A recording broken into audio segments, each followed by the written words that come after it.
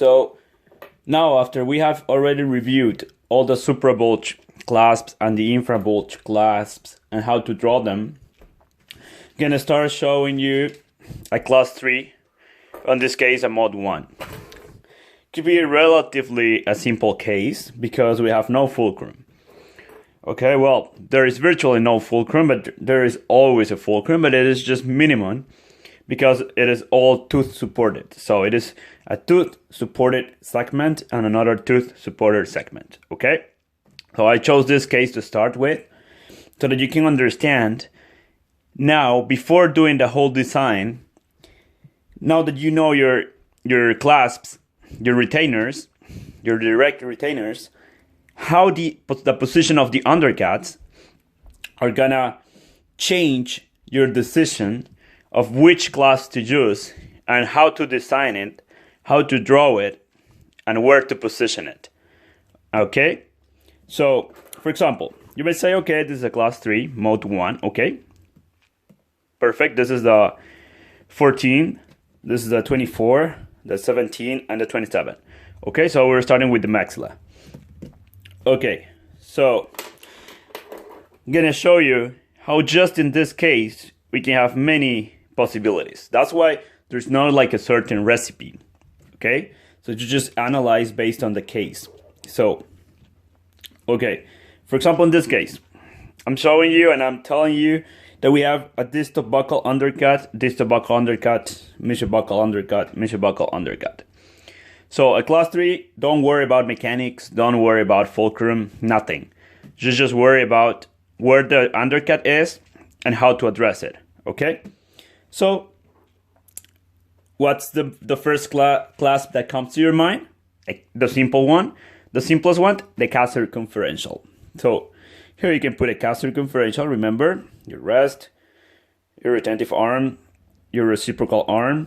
Here comes the guiding plane. Is always included here and it comes there. Guiding plane always next to the saddle areas, okay?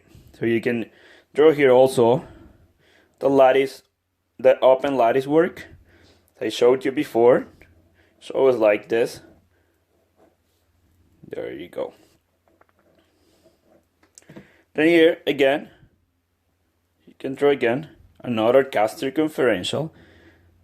Reciprocal arm, guiding plane, and it comes from the structure. We're not seeing yet the major connector, indirect, whatever, the indirect retainers and all the stuff. We're gonna see that in class 1, class 2, okay? But first to understand this. So we have this, and you say, okay, so it's a class 3, no fulcrum. I just want to put a clasp here and a clasp here. So I will put my rest, I will put my retentive arm, which engages in the distal buccal, and my reciprocal arm. And here comes again guiding plane, minor connector, and follows. Here the same, I will do the same. So retentive arm, guiding plane, rest, and my reciprocal arm there. And it falls like that. So you say, okay, easy. Okay, now I tell you, you have your undercuts not in the distal buccal, but you have it in the distal lingual.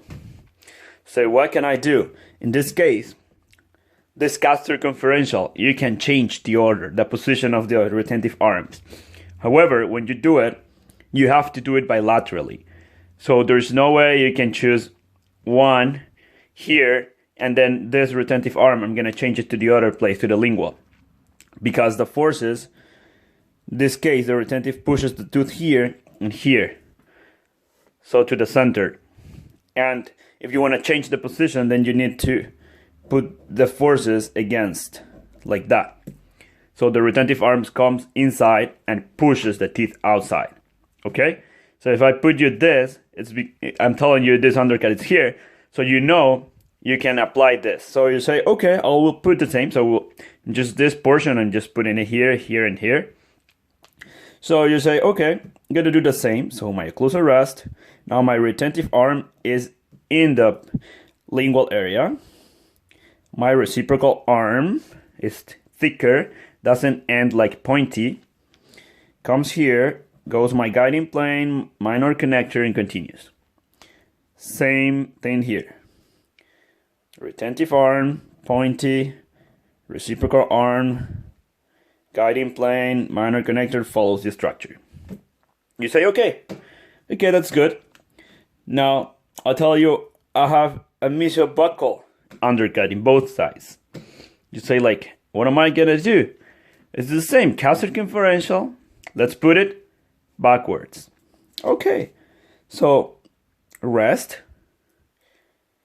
reciprocal arm on the lingual, guiding plane, and retentive arm engaging the mesial buckle. Okay, but this goes here and there. There you go. Follows the structure, minor connector. Here, same story. Occlusal rest, retentive arm, reciprocal arm. Follows guiding plane. You can put a guiding plane here and follow the structure there. And you follow the structure. And you can also, if you want, for more retention, you can add here another guiding plane. It's not mandatory, you already have it, but you can put it always. You can put always a guiding plane next to a saddle area. So guiding plane, even though you don't put a rest, or you just put it like this. Or a guiding plane and a rest, which would be too much, but those are modifications that you could put. So you see, you can choose whether you want more, you want less, depends on the periodontal status of the tooth, the interocclusal space that you have. So it all depends on the case altogether. It's not just, oh, the maxilla and we're doing this. So now I tell you, I have it in the mesiolingual. Well, do the same thing, but vice versa, and remember, bilaterally. So you put here the occlusal rest, the retentive arm, the reciprocal arm here, goes guiding plane, follows there. Here again, retentive arm, reciprocal arm, and goes there. So you say, oh, it was easy. So no matter where I change, I can choose this because it's class 3. I don't worry about the fulcrum. Okay, so it's stable. Yeah, perfect. Then you say, hey, so that's the only thing I'm gonna choose. No. So let's look at this. Now someone comes and says, okay, now I have this in the mid buckle, for example. The same case, I'm just putting it here. So let's say we have it in the mid buckle. You can say the mid buckle undercut, okay? You say, so what can I do now? So remember, it is a tooth supporting segment. You have a tooth supporting segment, so you can apply an I-bar, not an RPI, but an I-bar. So you want to put your I-bar here and here, because here you have your undercuts, right?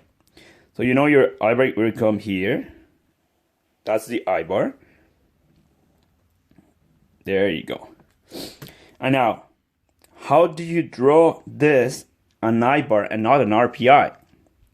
So remember, again, an RPI, if this is the saddle to the distal, an RPI has a mesial rest, a distal guiding plane, and the I-bar. We want to put an I-bar in tooth supported segments. So it means that the I-bar has the rest in the distal or always close to the saddle area, while the RPI has it in the opposite side of the saddle area. So saddle area, opposite side. That's the RPI, mesial rest. While this one, you can call it distal rest or next to the saddle area. And it always has a reciprocal arm. Okay, guiding plane, rest, reciprocal arm.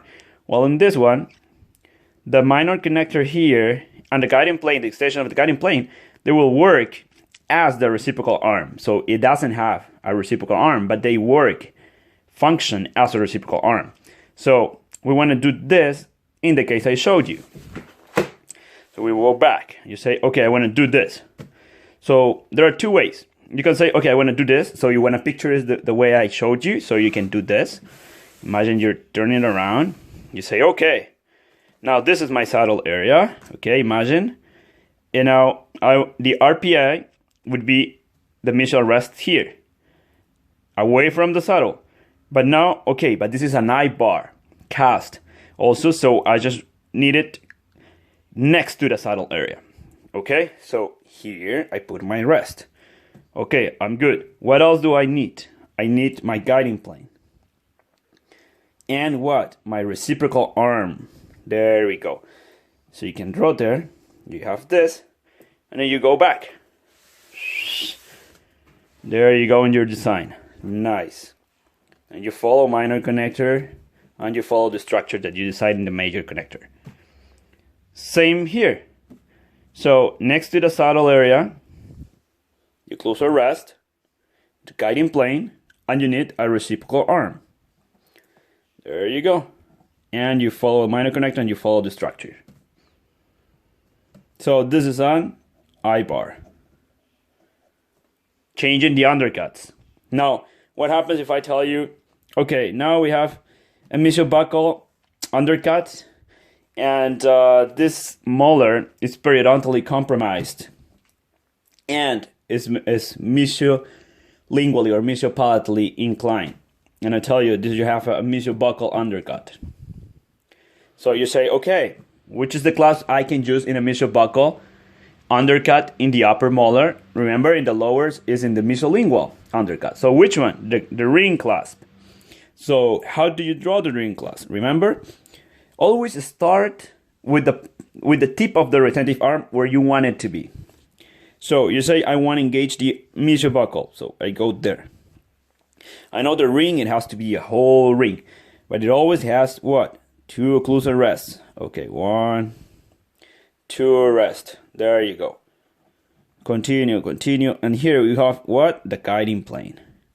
Should follow there the structure. Okay. There you follow the structure. And always, because it is too long, it would break always between the 2 rests, not between the rest and the retentive arm, because this is the retentive arm. You put here, it needs to have extra support. So it comes there and follows to the rest of the structure. Kind of another minor connector, another structure that supports this to avoid it from breaking. And there you have your ring clasp. When you have this, and this was the buccal, the palatal, the distal, and the mesial in the upper molar. In the lower, we already saw it. You can do it vice versa. And this would be in the buccal. Now, because the retentive arm will be here. Okay? So, just for you to remember, I'll draw it again. So, imagine this is the lower molar. Lower molar, okay? This is the lingual, this is the buccal, this is the mesial, and this is the distal. So again, I tell you, in the lower, the ring clasp goes mesiolingual undercut, mesiobuccal in the upper. Now it can also go vice versa, and you can change vice versa, but it is like way too complicated, and I don't think we have to go into more details. But this is the basic, the way we usually use it. And as I said, it's a lot of structure, and it's not like our first choice, okay? We have to keep it like that design when it is actually needed. So you see this, you start, as I tell you, you start where you have your undercut, so you know the ring starts there, the retentive arm, pointy, you have here an occlusal rest, and it follows all the contour of the tooth. Another occlusal rest, the guiding plane, it follows there. And follows there. Oh, I'm sorry. This is the buccal. So the guiding plane, and it follows there. Minor connector, and it follows the structure there. So this is the buccal. And from the buccal, between the 2 rests, it comes another minor or another structure. It comes there to the buccal, and here you have the saddle area. So it follows the saddle area there. Okay? Comes from the buccal. This is the guiding plane. Minor connector, follow the structure because this is the lingua. This is the lower molar. Say let's say it's 47. Well, this is the 17. Well, the 27, sorry. Buccal lingual, okay. So you see?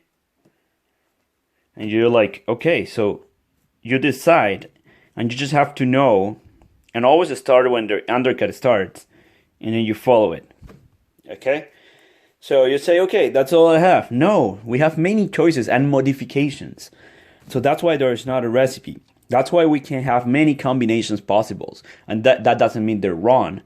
It's just a matter of convenience in the case, or the ones that's more suitable, or the one you're used to, or the one you feel comfortable with. Okay? When it works, it also comes with experience. So let's say the same case, we continue. And now I tell you, again, we have the undercut in the mesolingual. Okay? Mesolingual.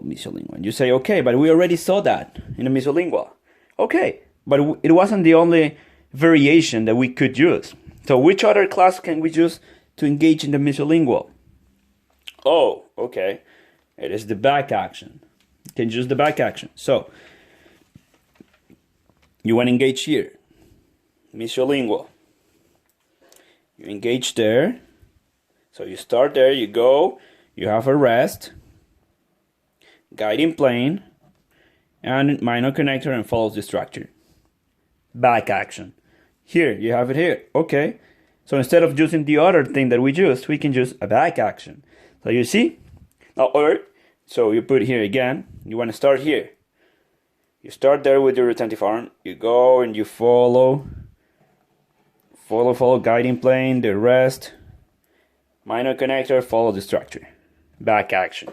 And now I tell you, now we have it in the distal buccal. Oh, and you say, hey, I can not only use a cast circumferential here, I can use the back action. Of course you can use the back action. How? The other way around. You start here, you follow here, retentive arm engages in the distal buccal, goes there, guiding plane, minor connector, follows the structure. Same here. Follows here, start there pointy, you want to engage there, so you go the other way, minor connect, occlusal rest, and here goes the guiding plane, minor connector, guiding plane, engages the distal buccal. So that's another back action.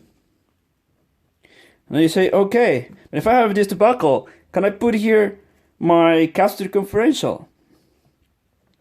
Distal buccal here. And I put a cast circumferential. Yeah, you can put your cast circumferential. Guiding plane, minor connector, follows the structure. And here I can put the back action. Yeah, you could. Depends on the undercut, on the case. You start combining everything.